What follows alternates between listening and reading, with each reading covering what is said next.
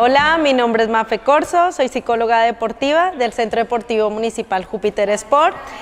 Soy la coach deportiva en el cual llevamos todo el tema de motivación para aquellos abonados que no llegan a tener un ajuste de tiempo, de autoconfianza y tengo aquí a Francia Elena, que es una de nuestras abonadas que ha venido a pedir ayuda en cuanto a la motivación y servicio que tenemos.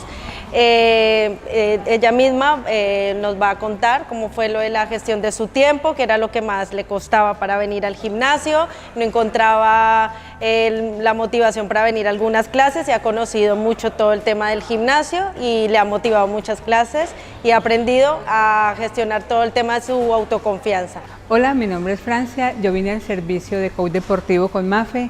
Estuve en la charla, es súper interesante porque yo tenía muchas excusas sobre el tiempo, sobre algunas actividades y ella me ha ayudado a gestionarlo, a tener más autoconfianza.